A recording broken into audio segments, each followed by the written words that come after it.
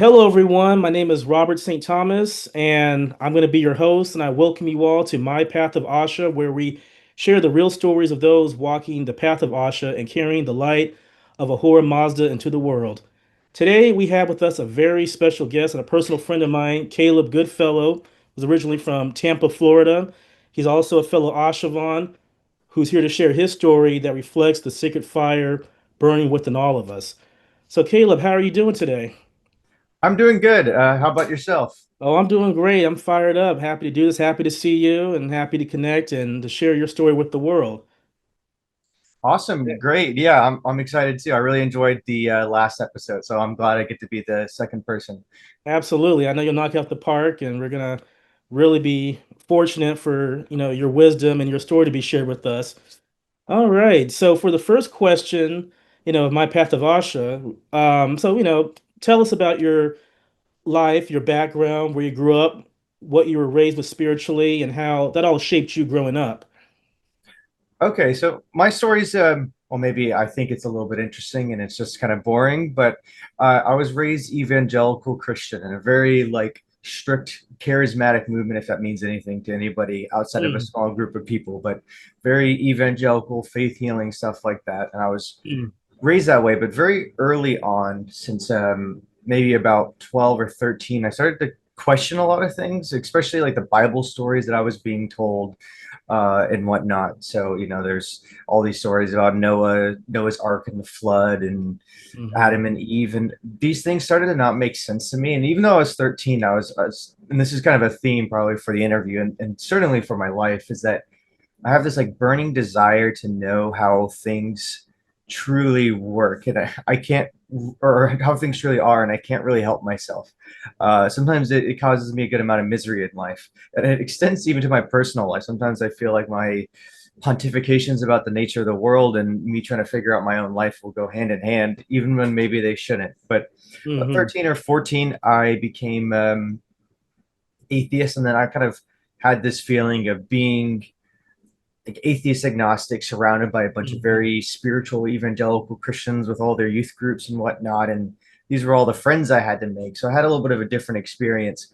And I never have been or would have been a sort of militant atheist type person. It was more so just this is the truth at the time that I had come to. And but I didn't really tell anybody about it unless I knew them very well and I knew they wouldn't kind of rat me out or whatnot. So that was kind of how I was raised, but I still had that evangelical Christian background, even though, by puberty I'd started to shift away from it. So, uh, Mm.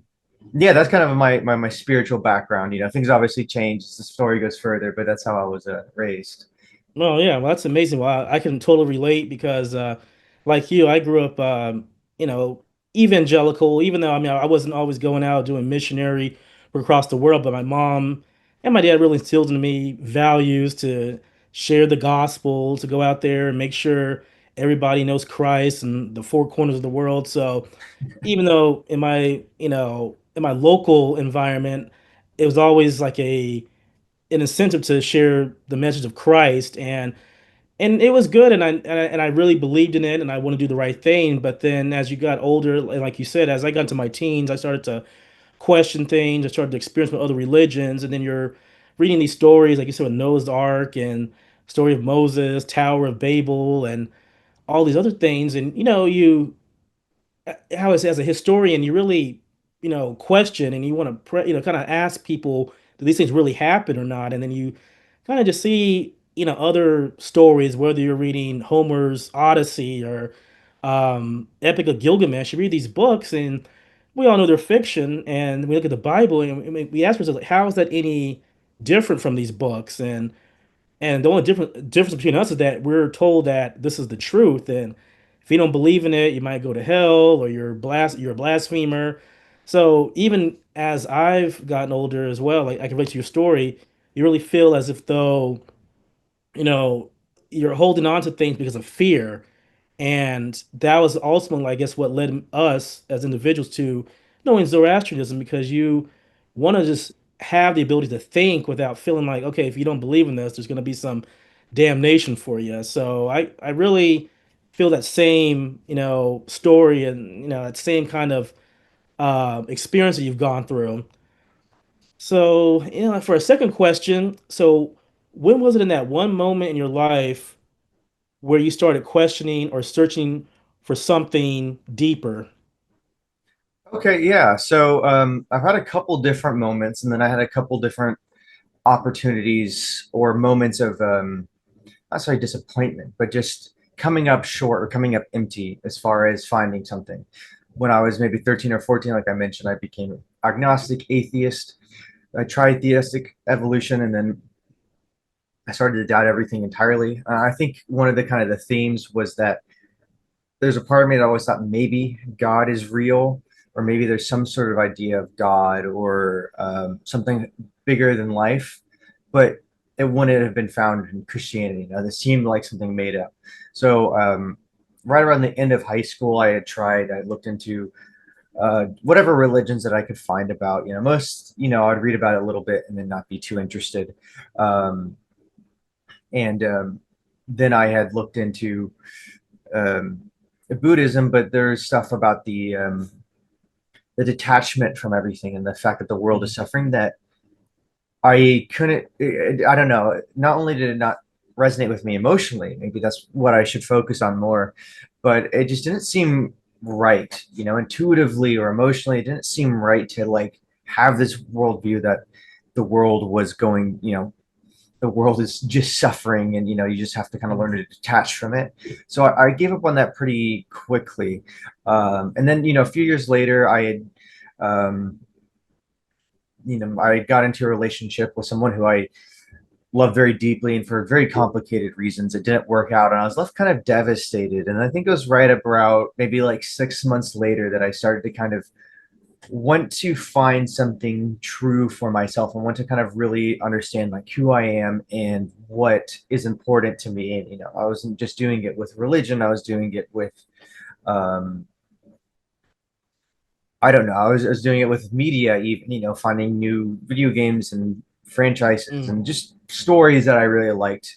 But I think one thing that I'm thinking about it just in this moment that I think was most pertinent is I think this relationship had been somebody I had grown up with in the same environment. And then I think kind of having that end and looking back at this childhood where you're kind of so enmeshed. Something I should have mentioned is that the church and the school that I went to was because evangelical Christian from second grade to 12th grade. I was in the same church and school, and it was founded by my grandfather, and it's like everybody knew each other. I was looking at mm, something that didn't quite feel like the end of that, but the end of my real connection with it, having something that had meant a lot to me not working out anymore. So I think that, to answer the question, is right where I was kind of looking for something new and something true, something to build a new life on, I guess. Absolutely. See, you know what? It's amazing how we've been friends for over, God, like three, almost going on 4 years now, and it's amazing Yep. how our stories are exactly alike. Because just like you, there was a point of time where I wouldn't necessarily I would ever say I was an atheist or agnostic, but there was times where I really did doubt my belief in God, or at least the Abrahamic God that I was believing in. I kind of dipped in and looked at Islam and other things, but like you, I was also at the time heavily gravitated toward Buddhism. And I know you mentioned franchises and stuff because I used to watch anime and I used to love Japanese culture a lot. And I was looking for spirituality, but also something to really connect me more to a culture. So, like you, kind of finding a new place to kind of belong and connect with people. So I got involved with the Jodo Shinzu Buddhist sect, where they practice the Pure Land form of Buddhism. So we were always taught to do those chants like Namu Amida Butsu, where just saying that will give you salvation. And like typical Buddhist teaching, it's all about you trying to withdraw from this world and hopefully in the next life, the Pure Land, you can find enlightenment and reach nirvana and it sounds beautiful and it sounds good that, okay, there's an afterlife and there's a possible heaven. But as you mentioned, it's kind of like you're still escaping suffering. Like you're not really about trying to uh, go in the world and make a difference and, do better. And so I like the fact that with Buddhism taught me meditation and things, but then you really find that it's really kind of and it's not to insult any Buddhist viewers or anything, but it's kind of a more self-centered religion where you're trying to escape suffering and hope that you find inner peace, but it's not really worried about the world around you and the environment. And so, like you, I moved on from that as well. I got involved with New Age belief systems like law of attraction, the chakras. Because I always wanted to, make the world better. I feel like you can do more and you can attract more and you can really make a difference. Because I've always felt in Christianity, going back to that, you kind of felt like you had no power. Like you felt like you were just here on this rock, hoping you'll get God's mercy.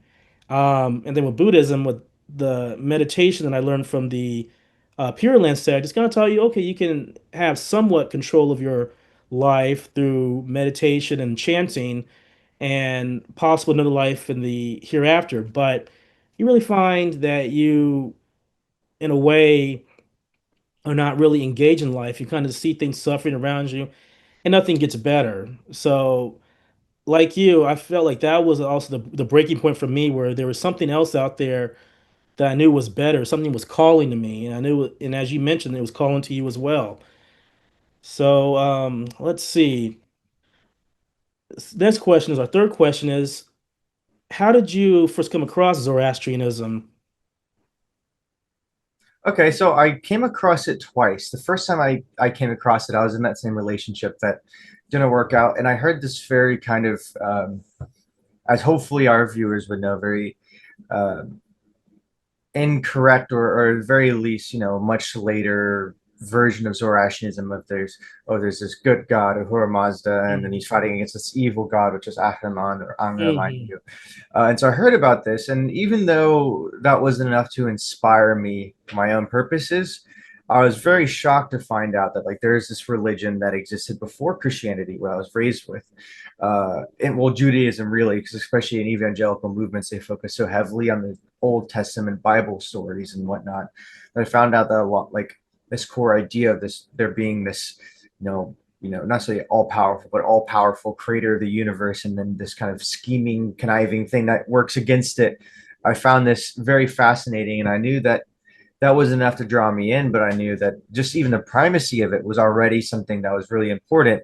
Because if you have the idea show up one time and then you start seeing it show up a bunch of other places, it's either Mhm. it's a spontaneous idea or more likely the other instances of it showing up came from the original one, which at least in a Mhm. certain extent seems likely with Zoroastrianism, although there's a lot of stuff. But anyways, to continue that on, I afterwards when I was in that period where I was kind of trying to make a new life for myself, but more so particularly find out who I was. And I think I mentioned a few minutes ago that um, I've always been concerned with like how the world like truly works and how my Mhm. own journey will sometimes reflect like what I think are fundamental truths about the world. And this was certainly it, where I've been raised with a certain thing. I had turned against it and I had turned very hard, not necessarily into super atheism, but into kind of science, agnosticism, whatnot. And I'm Mhm. still very supportive of science, although sometimes there's a lot of gray area and which hypothesis and whatnot that you support.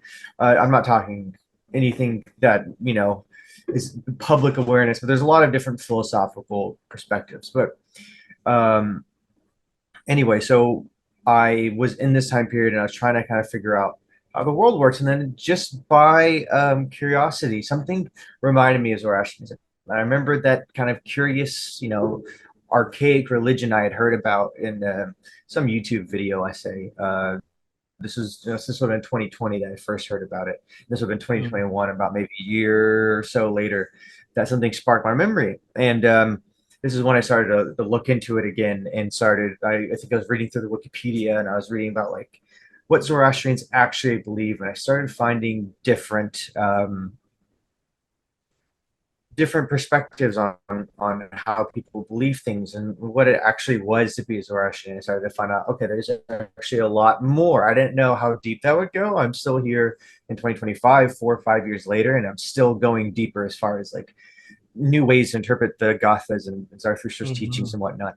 Um, Still am. Sometimes I feel like I haven't scratched the surface on some of these, the nature of consciousness and the universe that are hidden in the Gathas. But um, yeah, that story keeps going, but I don't want to answer other questions in this one. But yeah, that's how I first heard about it, was just through the internet researching. Actually, I should mention I was researching the origins of what I was raised with, because I wanted to know, like, where did this come from? These are human ideas. And I really was like, what is the meaning of existence? Like, what could have Exactly. potentially caused the Big Bang? Why are there certain laws which order the universe?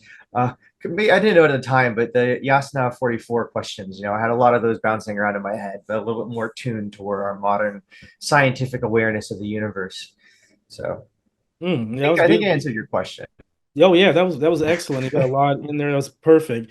Well, I think that was a really amazing and profound answer because I do think that with somebody who follows an Abrahamic religion, people want to wonder where these beliefs arise from, where do they come from, and why they became so important. And then like us discovering Zoroastrianism, I discovered it, because of Freddie Mercury and watching little documentaries about the Babylonian captivity and further books about I think it was The Heritage of Persia by Richard Fry. So you read these books and you read how this religion came prior to Christianity, and what's so amazing about it as well is how not only did it come prior to all these other world religions, but it still exists to this day. And that's amazing because the religions of Mesopotamia, Greece, Rome, Egypt have all been extinct, but this one religion continues. And the fact that it's still influencing and still is timeless in its messages, it's truly profound. And that's how I became, and I know you became attracted to it. So, for our next question, so what was it about the faith that really spoke to you? Oh gosh, I mean, it's funny because I feel like I've been Zoroastrian so long, I've had spiritual journeys within being a Zoroastrian that changed because so much of my thinking has changed versus when I first came in. But I think there's a couple things that spoke to me. First, there's just the beneficence of the religion, even in its most simple, its most, common masses. The idea is like good thoughts, good words, good deeds. You don't have to believe in Ahura Mazda to get into heaven. Like this. There's just a lot of beneficence there.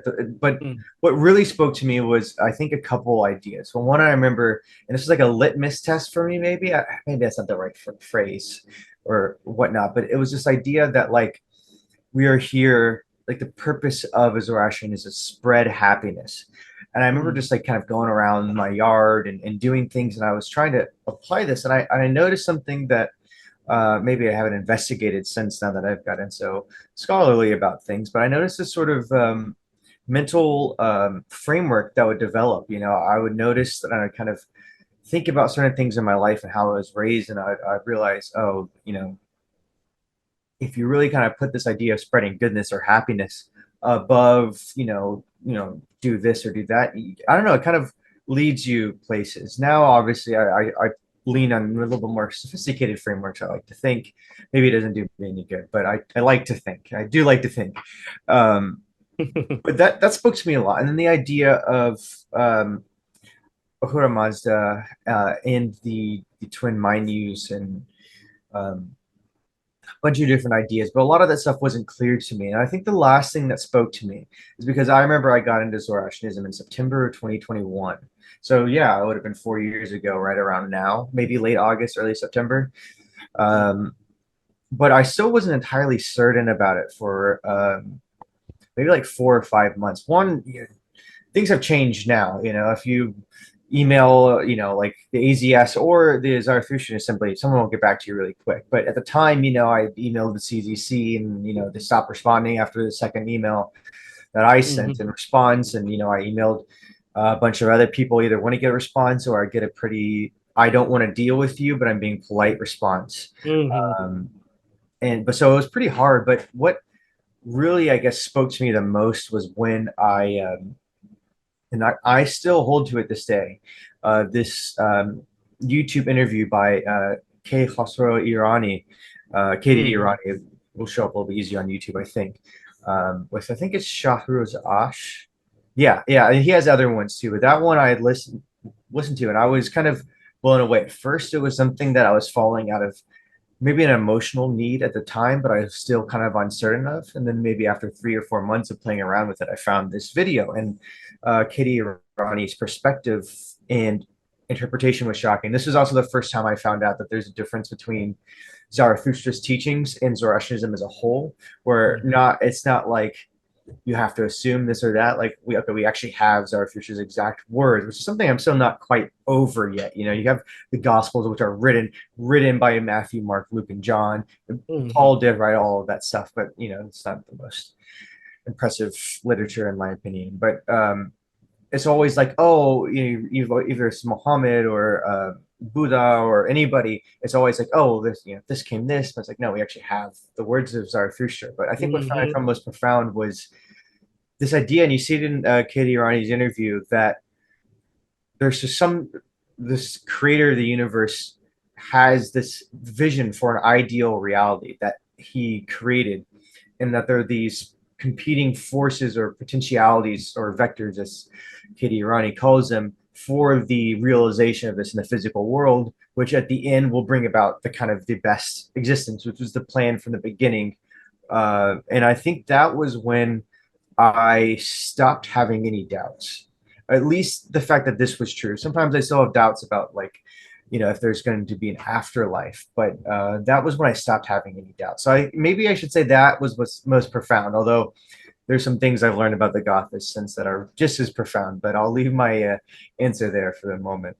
Oh, well, that was beautiful. Well, Thank you. like going back to what you first said about how this is really, I think about it, it's one of the really religion that kind of teaches you a optimistic view where it's like, Yes. happiness is basically created for mankind. I know Darius said that on the Biston inscription over in kind of by the Nakir Istam, but I know even in Yasna 43:1, Zarathustra says happiness is for those who make other people happy. And then when you recite a Shem Vahud, you know its meaning, which is righteousness for the sake of righteousness alone, or to do it longer, happiness is the best good, and happiness is to him who is righteous for the sake of righteousness alone. And when you hear that, you have like really two factors in Zoroastrianism that inspire you to be better. It's telling that, be righteous for the sake of righteousness alone. And then Zarathustra, going back to the first stanza of the Yasna 43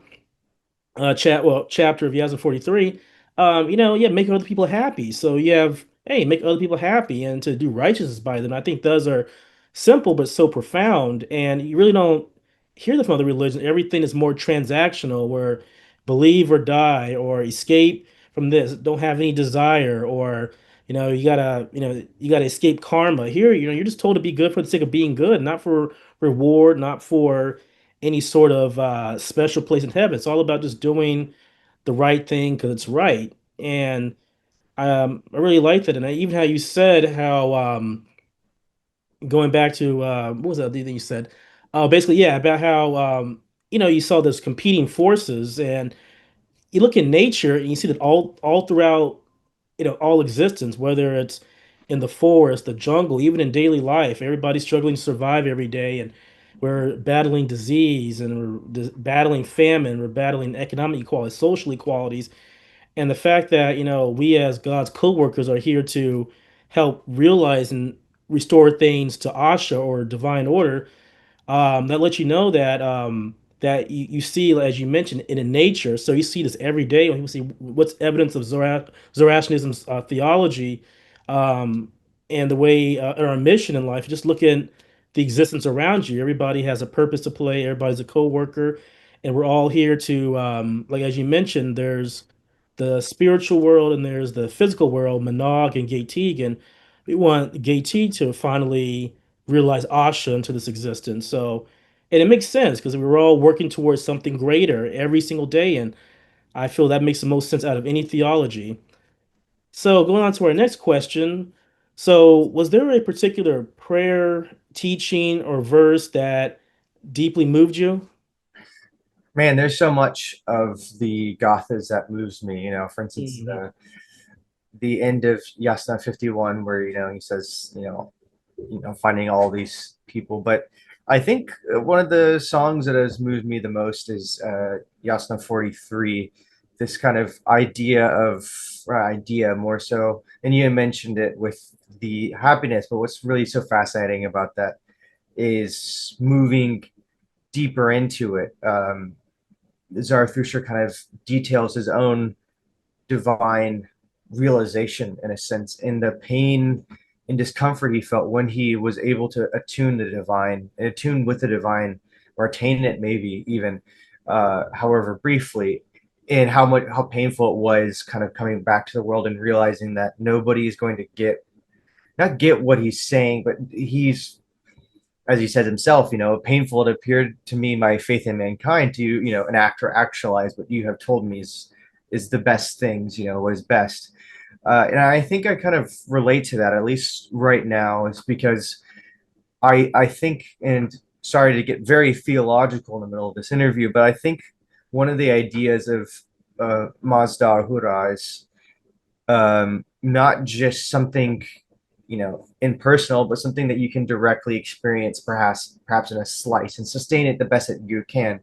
I mean, there's Mhm. even a couple of points where Zarathustra says, this sustaining Mazda in the first place. But um, I've been through a lot of difficulties in my own life, things that I won't necessarily mention here, things that kind of make it hard in certain realms of life to be good, or to understand things correctly, and you're clouded by your own pain and by trying to soothe a fear or a pain that you're not even aware of, because so much of your adult mind is built off of something that you haven't processed from childhood, things Mhm. that aren't just easy to process. And I've had a few moments, however brief, where I can't quite describe it as eureka, because I've had eureka moments and it didn't feel this transcendent. But this moment where suddenly it's like divorced from time, at least in a certain realm, I could see everything. Like, for instance, something about myself, I could see everything as it was.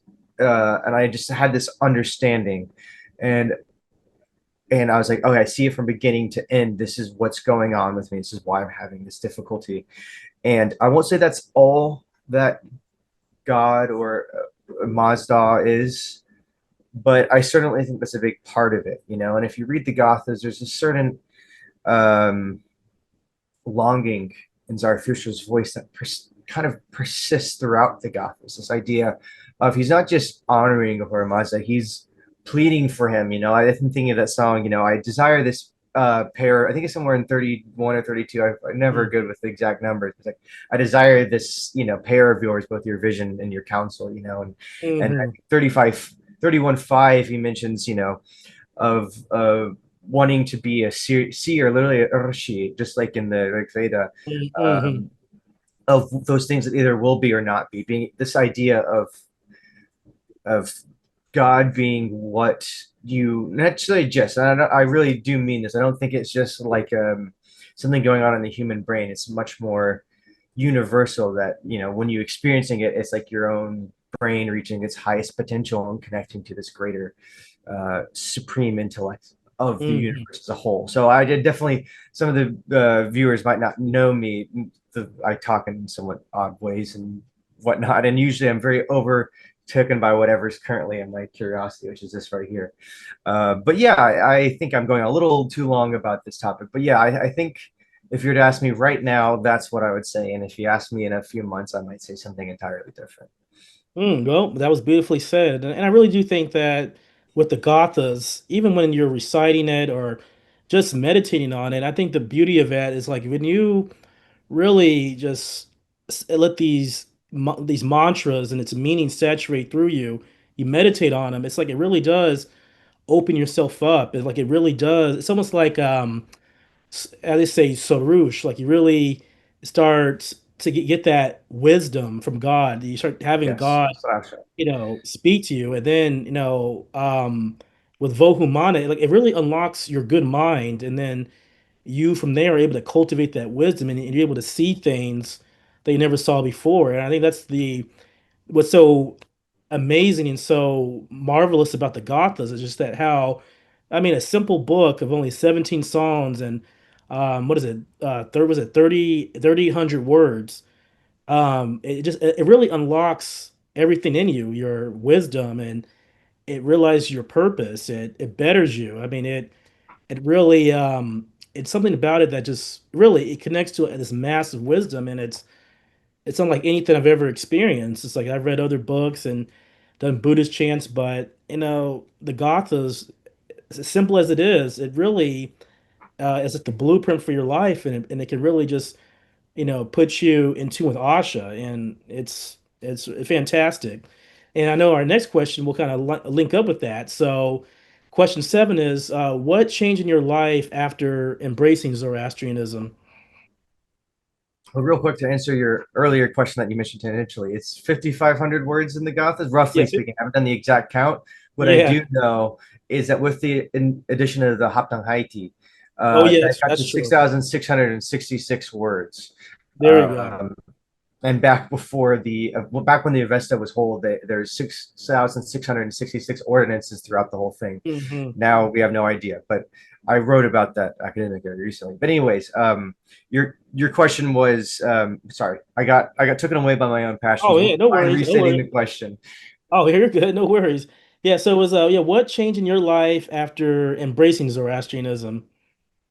Um, yeah, so I think a good amount of things changed. One of the most important things is an unshakable sense of optimism. A lot of things in my life didn't immediately get better. They obviously didn't get worse, but they didn't immediately get better because I think some of honestly, it's just true Zoroastrianism. There's nothing, or Zarathustra's teachings particularly. There's nothing that will just make you better. You have to do the hard work. This is kind of Hmm. why I'm a little bit skeptical, even of my own self, because sometimes I can be too intellectual. But I get skeptical of intellectual people because Hmm. we're fundamentally, not say emotional, we are, but emotional, but we're fundamentally beings that feel things, and it's not just some quirk of evolution. It's literally something that was programmed within us by evolution to kind of reflect what actually benefits us. But if you Hmm. don't get in touch with your feelings, you'll find that they completely took over your thoughts and you're not aware of it. So Hmm. I think every single human being has to do the hard work of coming to terms with everything that's happened to them or hurt them before and learning to kind of understand it. Otherwise, you'll find your political beliefs, your intellectual musings, and you never know which one is which because you're not aware of it. But you're thinking things without knowing, and that's in fact actually what cognitive behavioral, not say therapy, it is therapy, but the cognitive behavioral model is that your cognition is based off of your beliefs, but you're unaware of it. But what I think has changed the most is, like I said, the sense of optimism that the world is fundamentally good, and that not say I'm a fundamentally good person, but the world is meant to be enjoyed, and that if I'm not enjoying life, that not say that I'm doing something wrong, but that I'm doing something wrong. I'm not living the way that I should. I think also this sense that when I'm encountered with a situation, I should try to understand what the ideal scenario is, or to the best of my ability. And obviously, if you could actually understand the ideal situation and all the steps needed, you would very quickly fix the world. But that would be so insanely complicated, including figuring out everything in science. It's not even worth considering. But I think that yeah, what that's kind of what's changed in my life. I um, suffer from pretty severe PTSD, and it's helped a lot, and it's helped me put me on the path of growth and on realization. And now, especially this idea that you're supposed to be enjoying life, not this Gnostic idea of getting away from things and attuning the true wisdom being the highest. I think it's the Greek word Sophia. I could be wrong. I don't really care for Gnosticism too much, but this idea that also that your physical body and that the material existence, mind and body, physical and mental, are the two realms of existence, both for the human and whatnot. So you can't go about life like I normally do. It probably is an escape or a coping mechanism, just in my head figuring things out, sitting there in my body, feeling my emotions, feeling my thoughts, and whether it's good or bad or neutral or mixed. It's almost always mixed in life, so it's reality. But I think that's something that I especially have learned very recently. And I wish Hmm. that somebody would have kind of nailed it in my head 4 years ago, of this idea of like, okay, no matter what, you should still be experiencing your life in the moment, even if it's not great, because that will force you to try to find areas where it could be. So, um, Yeah, that's a little bit roundabout, but I Yeah. think that's how Well, I things was have changed. no, that's beautifully said, and I could definitely relate to that as well. Because I think one reason why me and you've experienced that feeling of pessimism and even going through maybe low self-esteem and trauma is the fact that with Christianity, because you're taught from the get-go that you're not a good person, you're wicked, you're basically your righteous deeds are filthy rags that you basically deserve to go to hell. And so you're Hmm. taught that, and then somebody like me, well, I did come from a good family, but you have cousins and people outside of the world bullying you and criticizing you for certain things, and me, being severely beaten, by bullies and stuff. So, like I share a lot of trauma.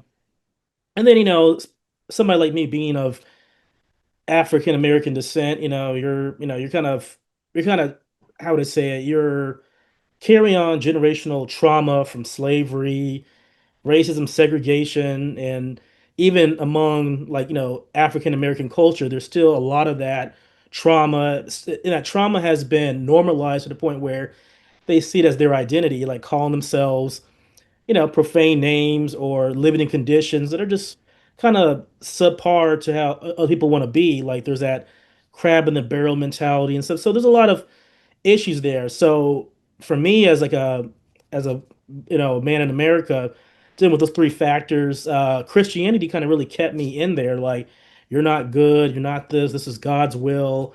Oh, you're suffering because you're a sinner, and I've always been taught that, well, at least I've been made to feel that whatever bad happened to me, I deserved it. Like if I got beaten, if I got cheated on, if I didn't, make this job interview or get the job as a candidate in the job interview, I probably deserve it because hey, I'm a bad person. I don't deserve God's grace. You're here to suffer basically. So you're listening to that, but then you realize the Zoroastrian tells you no. You're born neutral, but you're fashioned from good. There's no original sin, and you're not here to just be confined by determinism or the what do you call it? The fatalism of God and the Bible. Like all things are through Him and only through Him. Submit to Him.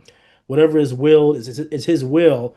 So when I became a Zoroastrian, it's like all of that broke away because you're told that no, you have the potential to be good and you're fashioned from good. You have a Farvashi in you. You have the spark of Mazda in you.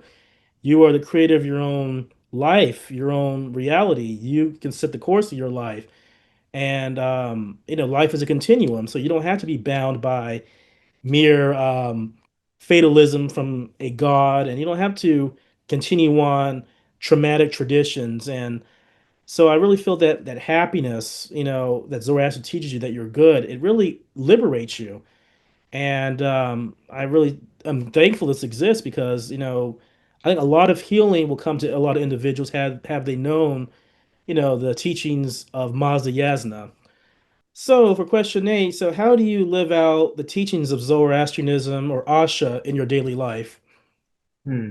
I wonder if I alluded to that in the last one a little bit, but that was more about how it changed me. But how I live it out, um, I think fundamentally, there's a couple different ways. One is the just, I don't know, trying to live your authentic self, not necessarily showing your full heart to everybody, but trying to just be who you are, not something else, and to truly, from your own heart, connect with every human being. And I think this is an important thing that not that you see every human and they're or any person they're a brother to you necessarily, but every human being is a human to you, and nothing different Hmm. than that. Every single animal, every single bee or bird or whatnot, and this kind of enjoyment of life the best that you can. But more importantly, is the improvement and growth of life and trying to understand things perfectly, or understand things perfectly. What am I saying? To understand things the best way that you can. You just mentioned the Masayasna religion, the name for the religion, but Zarathustra specifically calls what he's teaching the Wanghi Daina, the Hmm. good envisionment, the good way of saying things. Hmm. Little fun fact, it's a little bit roundabout, but Daina, whereas Zarathustra's time was pronounced Dhyana, and Zen and Zen Buddhism are actually cognate, same word at some point. Not that they have the same meaning, but this idea that you're supposed to envision things, not say in the right way, but in the right way to understand how things actually are, not how you need them to be, not how you've been conditioned to understand how things are, to actually understand how things are. And then do the best that you can where you can, and to communicate that with others. The classic good thoughts, good words, good deeds, uh, think of it, speak it, and do it, specifically as a group effort. But I think that's how I tend to live it out throughout my life. The other way is the perfection of the self. And for me, it's very particular, maybe a little less um, Zoroastrian because it's more specific with the stuff that I've been through. But I am, seeking to become a better person, to grow, to overcome certain issues, and to be good and to be better and to grow more, I should say. It doesn't say better. All that's a good idea too. And the final way I think is seeking the divine through the individual aspects, right? Through Kohumana and through Bohushatra and Aramaiti and Havarvatat and Namartat, all those ones. I think I've gotten to the point where, I don't know, like God and nature or whatnot. I can understand why Zarathustra calls these by name. You can kind of feel them, the different aspects of existence. I see a beautiful sunset in the clouds, and I see these beautiful flowers and a nice breeze, and I feel the wholeness, the Hmm. harbatat of Asha in existence. And I don't know why I associate it with aesthetics so much, but it feels that way. Or I feel that not the ushta joy, but this sense of being whole and everything being okay. Don't ask me about immortality. I don't have an answer for you yet. But the other ones, Oh, no worries. Arsha, the literally the laws of existence, the Vohumana, this good mind, this right way to understand things, and Armati, this I don't know. I feel this kind of, it's not just, oh, the divine's far away from me. The divine is spread throughout the world in many different ways of understanding it. But seeking to understand the divine, seeking to kind of, I don't think it's, I even think this is the case with Zarathustra. I don't think um, where Mazda comes is like, okay, I'm choosing you. You're gonna have my message. I think it's more so that this is something that any person can reach if only they have the wisdom and the srausha, the listening, the being able to hear the voice of God. I always like to say that the voice of the divine srausha is always speaking. It's up to us Mm. whether we're listening to it or not, or even able to listen. And I forget the exact poem of Hafez, but it's something along the lines of to unpure words, unpure ears, I should say. The words of Sorush or Sarusha are always hidden. Mm. I forgot the refrain before. It is, that until you pass this veil of life, you'll never be able to see what's truly hidden. Um, but I don't know. Maybe I'm getting too mystical. But it's maybe it's in Good, good. it's in contrast to the very analytical way that I conducted myself for so long, and I still do. It's a way that I go, but now I try to understand that there's a balance of everything. The universe is a bunch of different dualistic paradigms between this and that, intellectualism and mysticism, and good and bad, and progression and regression, and a bunch of other things. And it's not, you don't want to be in the middle of all of those, but you have to admit all of them. So I think, yeah, maybe to end that question, I know each answer gets progressively longer as we go on. Mm. Oh, it's You're, beautiful you're though. but yeah, I try to seek the divine. I can't say that I have conversations with Mazda Ahura as much as I would like, but I feel like I'm getting close to the point where that wouldn't just be something I made up in my head. And I don't want to make up a conversation with God in my head. I'd want to feel that there's something on the other line that I'm learning something from, even if it's localized to all the knowledge and sensory information I have, because that's the only piece of existence I have access to is what's going on here and all the inputs. Still, there's perhaps some higher potential in each aspect of existence in each individual area, and of course across the whole. But I'm going to leave it there. I'm Oh, well, going that was to awesome. go. So I think that's the beauty of being a Zoroastrian. See, you really you kind of reflect, actually, you really do reflect the nature of Spentimania, that progressive spirit or mentality, and you keep growing and growing, and it inspires you to be better and better.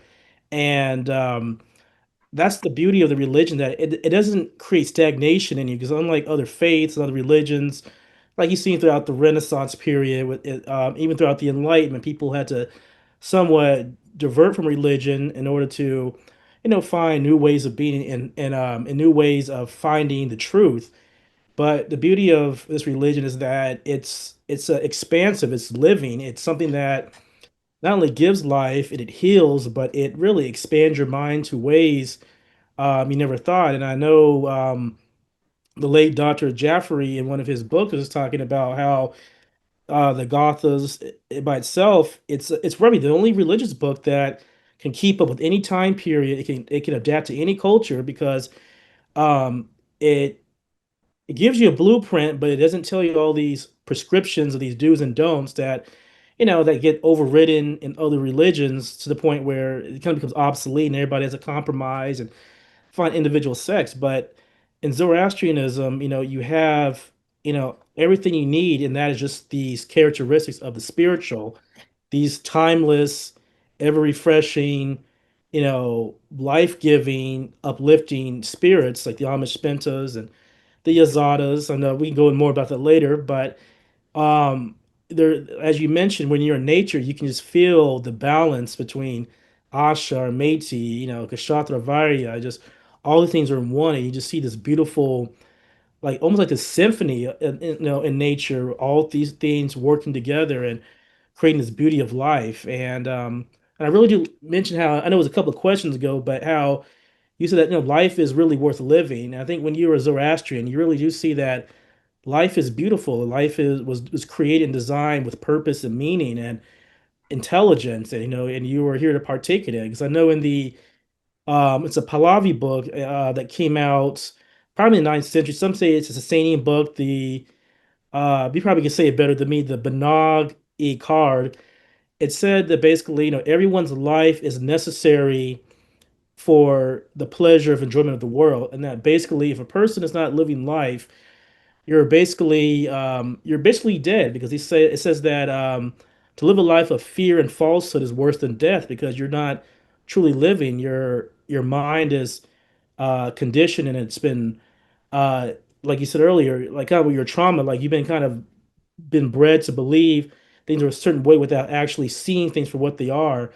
Even Zarathustra, and I believe it was in Yasna 30, no, 32, he mentioned how like the Karapans and the Kavis, they wanted to inebriate the population so they couldn't really see the truth, because they thought that seeing the sun and the earth with open eye was like the greatest of sin.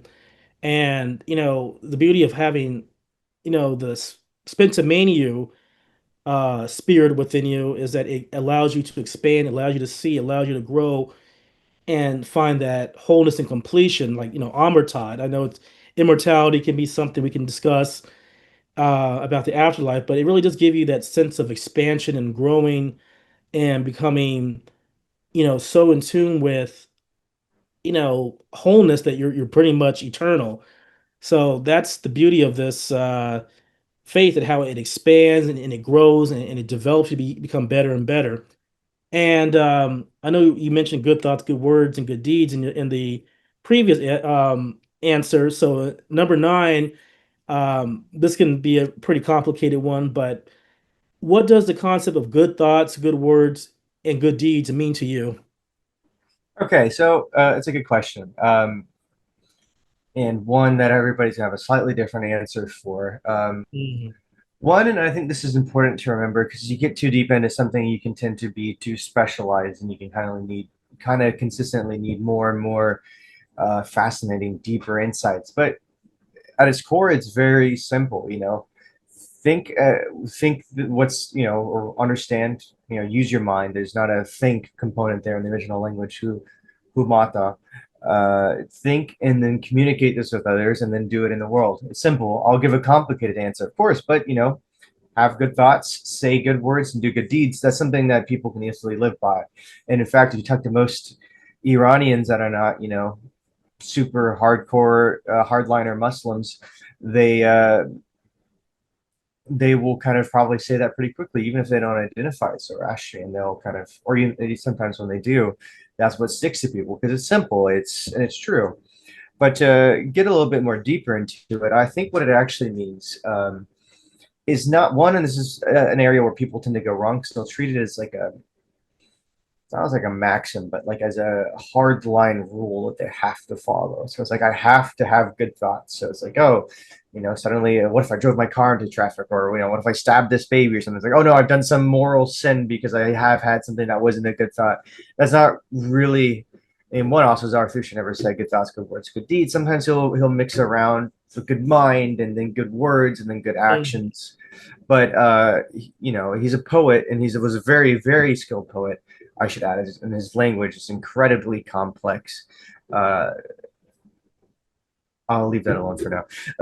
He was a very skilled poet, but beyond that, I think what it means is to use your mind to try to understand what's good. So not I need to think good, nice, innocent things so that I can then say good, nice, innocent things. But that can easily lead you astray because you're just masking the badness of yourself with kind of novel good words and novel good deeds. Oh, I Mhm. gave 5, $10, to a homeless guy, but um, I am more than willing to support something in society that is actively killing people or this or that. Um, and I think this is kind of an issue that people can have, or, I do this or that, but I turn a blind eye to something bad happening. Mhm. Growing up Christian, and especially in the environment I was, there was a lot of people, that would use their position to, sexually abuse people and whatnot. And those people were doing plenty of good deeds. I can swear it. They were, leading Mhm. youth things and going out and spreading the word of God. And beyond all that, using Christian terminology, they're still doing good things. But to circle it back and to kind of rein in my thoughts, it's use your mind to understand what is actually good, not to think good, but to try to understand what is good, and then use your words to communicate that with other people. And this is the most important part. The last word, huarshta, doesn't mean action as much as it means to actualize. So it means to understand what is good, communicate that, and then to actualize that or realize it or enact that in the world. And I think that is what they're actually trying to get across, not, you know, nice, innocent behavior, but a process of understanding, communicating, because you can't do it alone. Nobody can. The whole universe has got to do it together if we're going to get out of this. Uh, Not a lie, but if we're going to get out of this at all. And I don't mean that literally. I mean the idea of frascio carti, of making existence real or ideal, brilliant. Really, frascio doesn't mean fresh. By the way, that's silly. Um, but yeah, I think that's what it means, and I think the connection of that to frascio carti is pretty solid in my opinion. But I've heard a lot of different explanations. That's just how I shake the tree, I guess. Yeah, well, that was beautifully said, and I think that's probably one of the clearest and most profound that I've heard because I do think that, yeah, if you're gonna do good thoughts, good words, and good deeds, people ask you, well, what is good? And I always say, well, good is something where, you ask yourself, is it making your life, the life of others around you better? Is it benefiting society? Is it benefiting you? Is it making you be better? And like you said, it's not just, oh, like these acts of doing good. I mean, sure, that's all part of it, but the real idea is this truly uplifting, you know, the world around you? Is it uplifting the people around you? Is it making things better? Like, is it putting everything in a motion of constant betterment as opposed to, Yes. temporary good as some, like, yeah, okay, I give somebody, let's say I guess somebody a ham sandwich, or I might donate a few dollars here and there. And as you mentioned, I might go out and spread the word. But I mean, all that can be beneficial, but are your actions, are they truly bettering those around you and the environment and the people and the lives around you, like truly bringing the comfort, stability, and things that can really bring about, like you said, bring that refreshment? Because Zarathustra's message was like, hey, let us make this world new and fresh. And it was Kashatra Varya, desirable dominion. Because, with all those things, like if you have Asha and you have, what is it? You have Vohumana, you have Asha, Spencer Armati. You have Kashatavarya, Havertat, Armati. I'm sorry, Amertat. All these things can really reflect the what can truly be seen as good because all those ultimately are that recipe that leads to that wholeness and that betterment. Because remember, every each and every one of those has something that can bring about that balance and perfection to anybody's life. It can enlighten your life. It can enlighten society.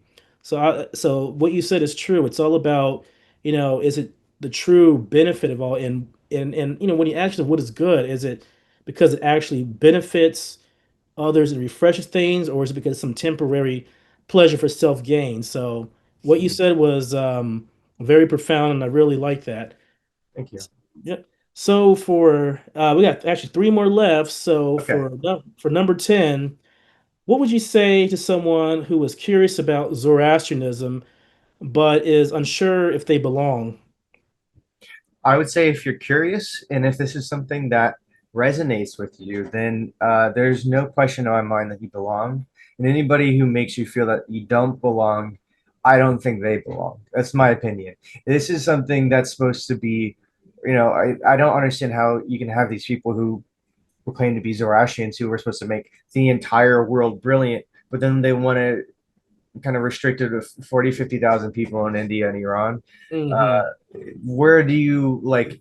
It's such a level of cognitive dissonance. It's either cognitive dissonance or they're just unaware of what their religion's actually about in the first place. But I Hmm. won't go into that more. But to speak to that person directly, and maybe you're listening to this, um, yeah, you always will belong, and the more you feel like this is something that speaks to you, the more that you belong, and you really shouldn't ever feel like somebody can take away your own spiritual enrichment.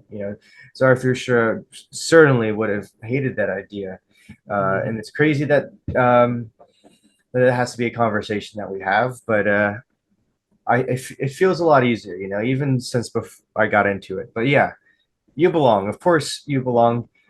There shouldn't even be a question of it. It's only a matter of uh, continued knowledge and wisdom. Even if you're alone, and you might be alone for a long while, you might be in Chile or South Africa or uh, Tibet, or good on you for learning English if you're in some of those countries. But you could be anywhere. You could be in Nantucket or somewhere. I'm in Tampa. I know two other Zoroastrians, and it took me years to meet them, and I see them like a couple times a year at most.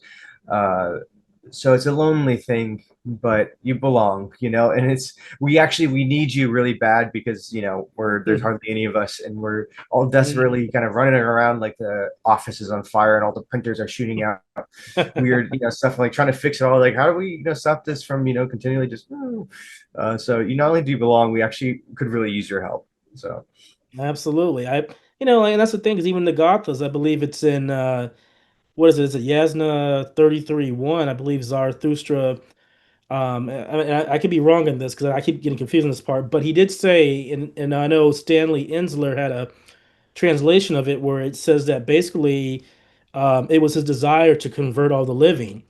Then we I can saw look at 33-1. I forget where it is. 33-1 is Yatha Aish Shaiti, something, the model or modeler Ratu would enact the laws of the first existence for both the deceitful and for whose faults and okay, that's right. virtues. So that's a different one. I did a lot of research into that stanza, but you are right. He says, um, I would, wish to not convert, but I wish, he's like, I want to cause all the living to choose this, to choose this. Exactly. And he's probably necessarily using religion. This is the thing I think is interesting about the Gathas. He's continually looking towards something that is higher than even he himself has put down in the Gathas. Sometimes he'll ask Mhm. Mazda, like, that person who could tell me that true Mothra that is of wholeness and immortality. And he says this, these best, this person who could come about and teach and show us what is best. I think this is what he is here. The people that could turn to it. So this idea that the good envisionment, the Wang Hui Daina, is for anybody but somebody who would choose it is ridiculous. He's Exactly. very clear about that. And there's more places, but I wish I knew the stanza that you're talking about because Yeah. I like that a lot too. Yeah, because I mean, I have it. I should 31. know because I quote it all the time. But so many verses in the Gathas, and it's hard to remember, Yes. keep track of them. But 239, I think. I forget the exact 30, number off 39. the top of Yeah, we'll find it soon. my head. But even in the Din card, like in Book 5, you can have references of Zoroastrian priests. It's like in the 10th century, even encouraging Jewish people who find interest in the Mazda Yasna religion to convert. And I've been even one of the high priests at the time, Manucher, he was even saying that that Mazda or as he says, or Maz didn't just send the religion for the Iranians, he sent it for all people of the seven regions, so basically the whole world.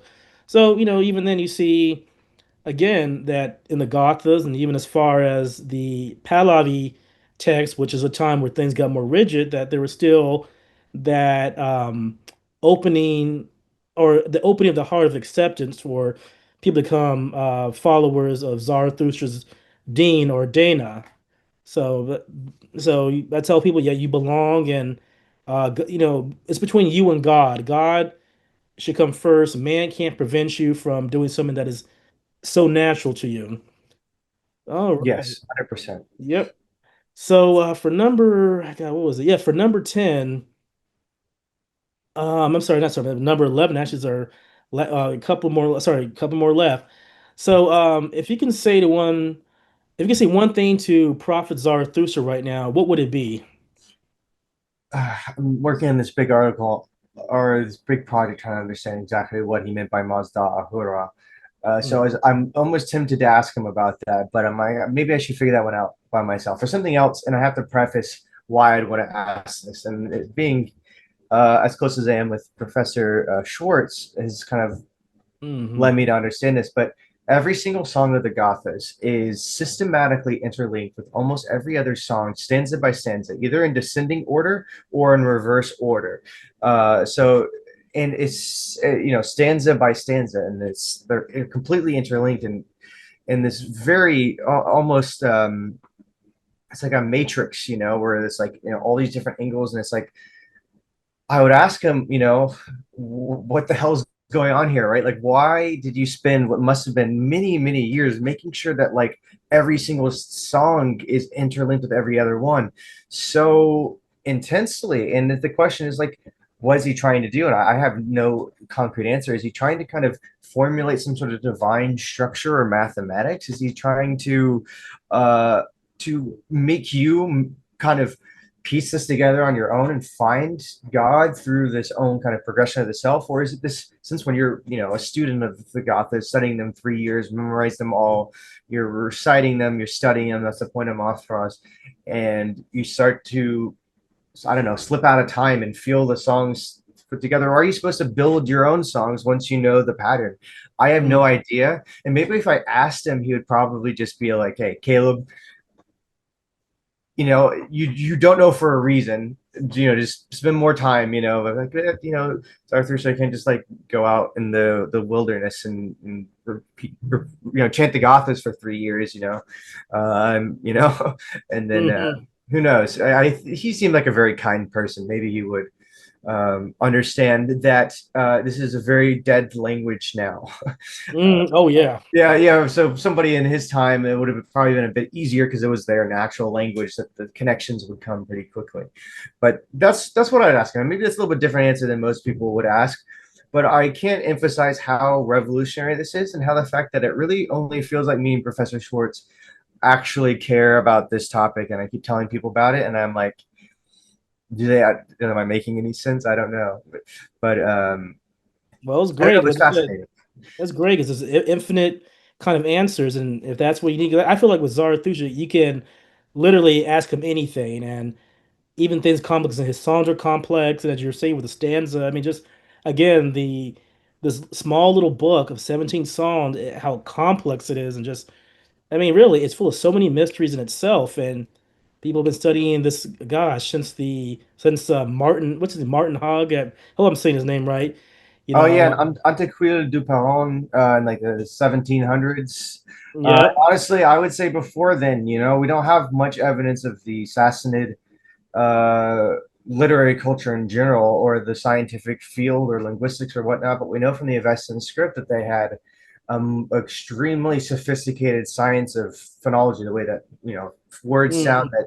that, far outstretch anything else at the time. And we have some fragments of, it's pretty much this Frahang Oim or something. It's somebody took an old dictionary and they only had a few pieces of it and they kind of put it back together. But they were even aware that even at that time, this is actually even still Pahlavi, but like post Sassanid time period, that the Gathas were in a different, not vastly different language, but they were in a different language than the rest of the Avesta. They forget, I don't know what the word in Pahlavi is, but it's, they say a dialect or language or something for different Hmm. word usages. But I think that even the Gothas were being studied in the Sassanid times, when it was already kind of starting to become something that was less well known. So Hmm. I would extend it further. I tend to hold this idea that they were a little bit more sophisticated than a lot of other scholars give them credit for. I think so, especially how they're able to make the language or the language script that we use, or I said we don't use today, but at the time they developed the Dean Dabari language script. I mean, they say it's about 98% perfect in its phonic, and its structure. So it's amazing. I know supposedly that was all done by the well, I don't know if it's not Tonsar, but I know Maherspan or Adurbad Maherspan, Yeah, Mahraspanta. That's literally just Mahraspanta in like a smush version. It's just another name for the Gothas, the hmm growthful or progressive Mothras. Um, yeah, although I found a couple letters, maybe some of the scholars will get angry at me for this, but I found a couple letters that date back to Pahlavi times through a weird Greek cursive that only would have existed in Seleucid times. Up to it's in a footnote and something I wrote, and I'll write about it more. But there's a chance that they were revamping an older version of the script, but there's probably issues then. But by the time of Tansar or Mahraspan or whoever, and this is the thing I'll say, is it could have also been progressive because if you look at the Dane card, they are very clear, like Walgash or Vologases in Greek, and this hmm one of the Parthian kings. He's the one who kind of compiled it after Alexander, and then hmm this guy did this, but they never attributed to any of them the creation of the script. So I think that's hmm already a key that perhaps it wasn't just like boom, we have a boom, we have a script now. More hmm so that it kind of progressively evolved and whatnot. But maybe Mahraspand or Tansar or somebody, even Khosrow, um, kind of was the one who finally did the script right. But it's beautiful. I write in it all the time. And I actually have this special, like I bought off Amazon, this parchment paper, and I work on my lining and stuff. Anybody here who knows the Avestan script, all the U shapes, same size, same exact line. It's revolutionary for your penmanship or in orthography. But, anyways, we're Well, going off yeah, topic here. that was good. It's informative, and I know it's gonna inspire others to investigate. So yeah, for our final question, so we'll say, what are your thoughts on Zoroastrianism and its relevance to our modern society and the future of mankind? That is a very good question, and I hope you're okay if I take a little while with it. Oh And yeah, those are math questions, so go right ahead. perhaps inadvertently, I've been trying to build towards this question since the very first question when I was talking about my own experience with religion. That I had, Christianity early on, and that I turned away from it because it didn't seem to make sense. Yet I still felt like there's something greater. And so then I started to look, but nothing felt like anything greater, just felt like more humans kind of coming up with their own unique ways of thinking about things that are context dependent and then very quickly become so important that they reshape the entire context of the world around them. I'm talking about the creation of religions in a roundabout way.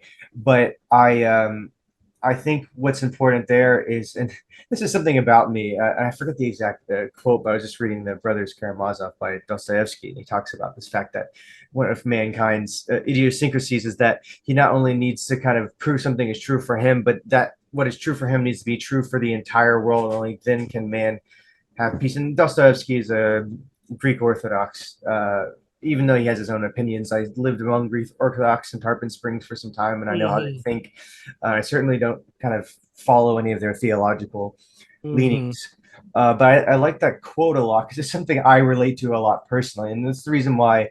Because sometimes, in a sense, I feel like not wholly, but I feel like I mirror my own experience mirrors at least maybe Western society. And this is where I'm trying to get to this idea that you were raised in the cradle and the birth of your civilization. I like to think that at least what we really consider Western society was more of a medieval Renaissance thing that's looking back and not a wrongfully, but reclaiming, Greco-Roman stuff, even though I think we Hmm. should give ourselves a little bit more credit as far as our own societies. But Hmm.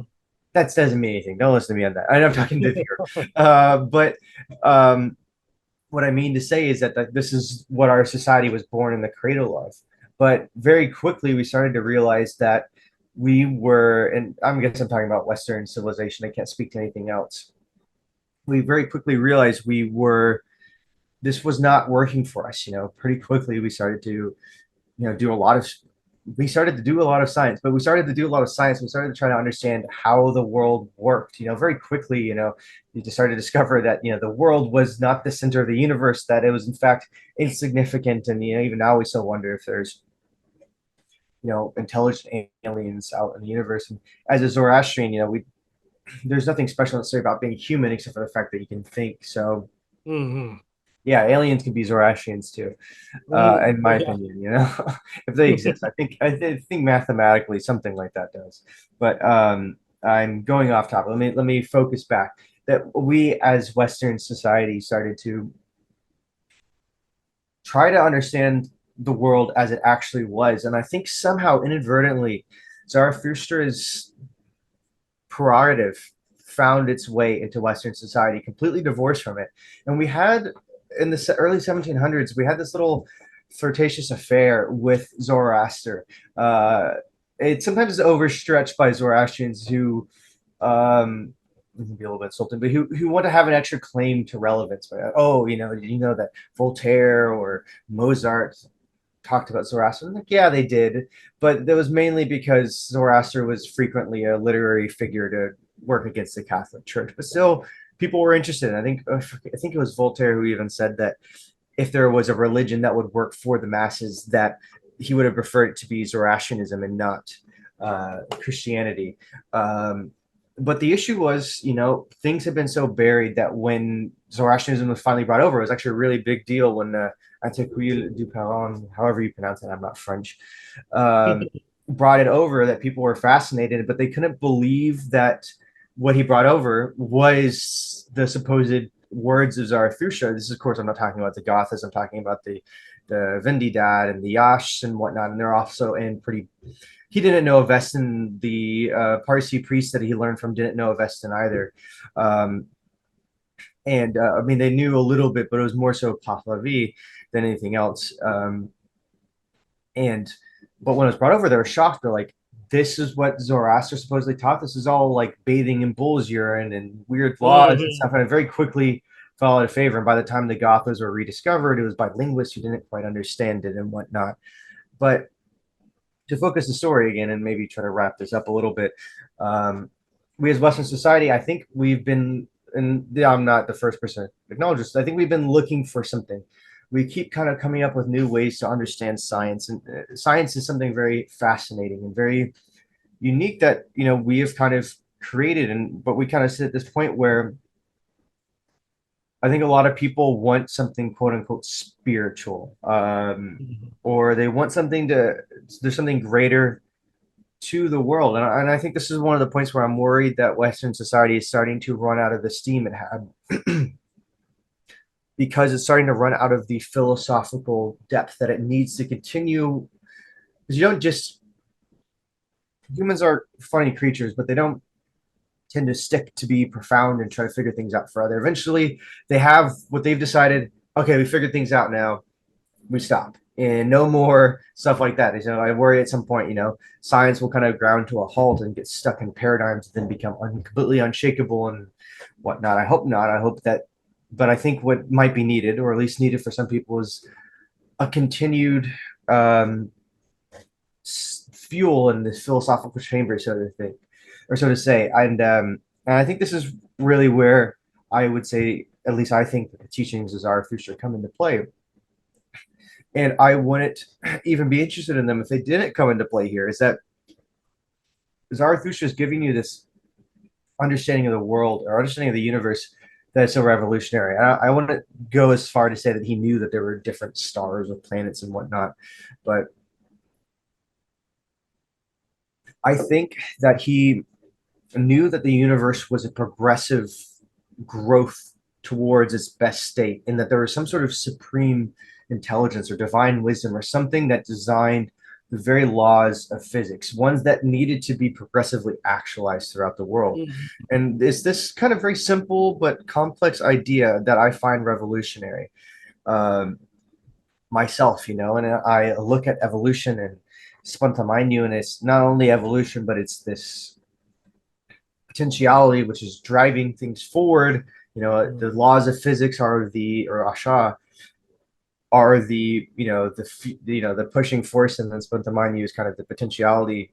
It's complicated, and I don't know quite what I'm saying, but I think Mhm. that is where it come into play to give us this new understanding of the world and allow us to kind of re-hone our thoughts into progress and growth again before we get stuck on our ways and forget what we were trying to do in the first place in the 17 and 1800s.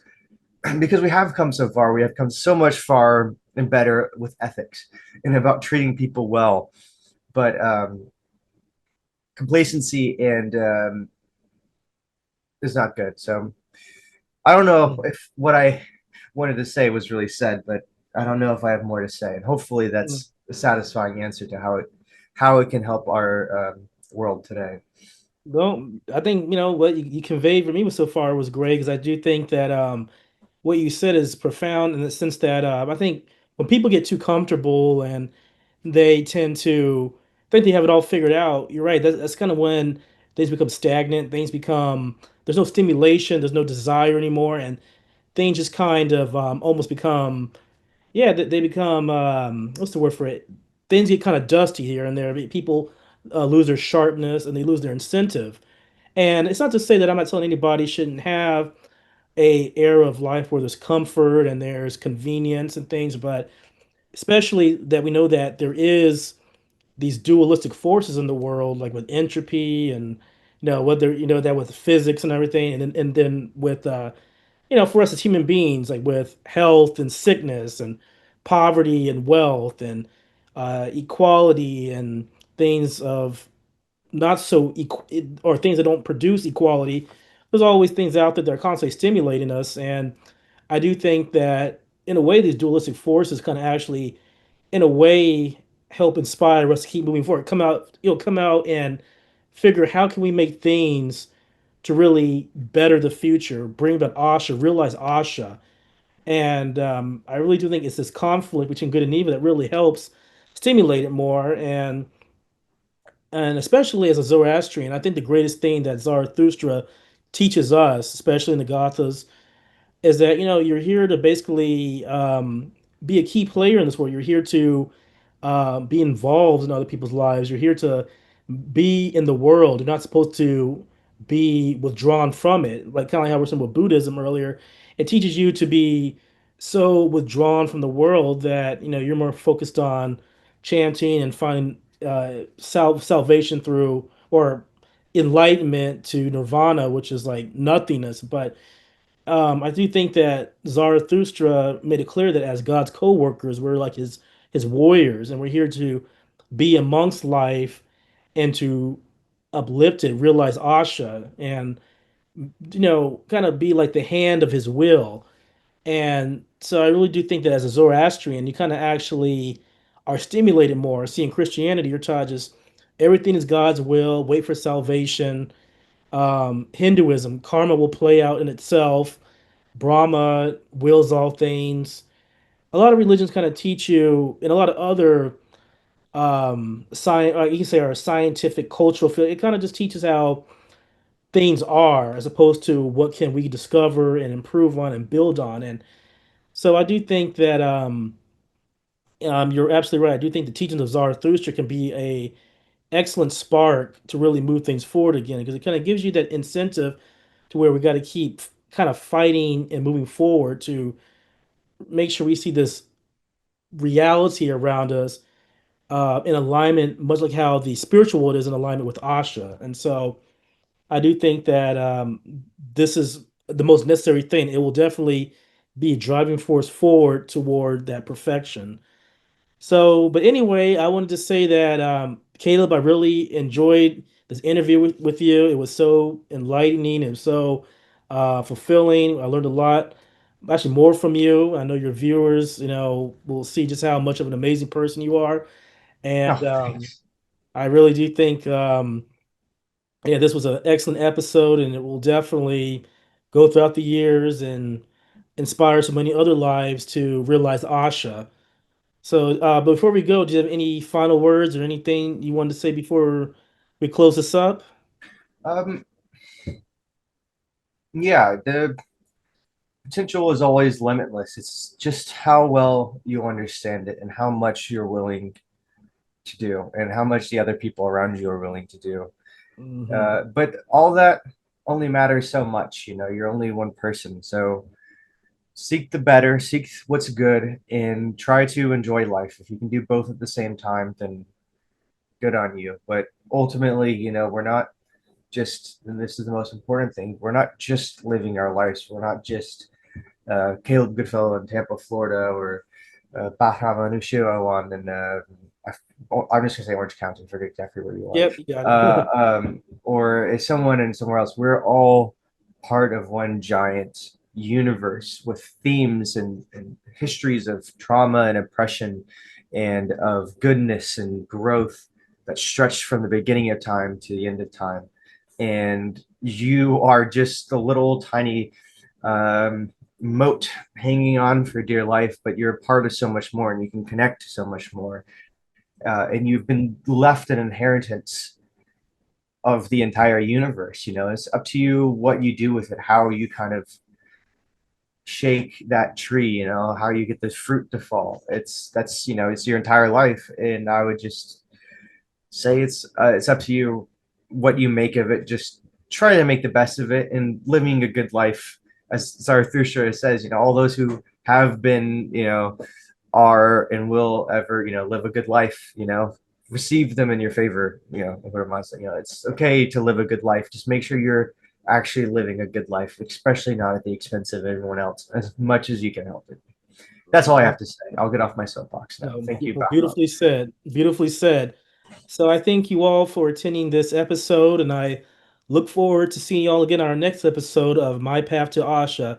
So take care, everybody. Ushjave, and may Mazda fill your lives with endless happiness and prosperity and good health. Till next time. Bye bye.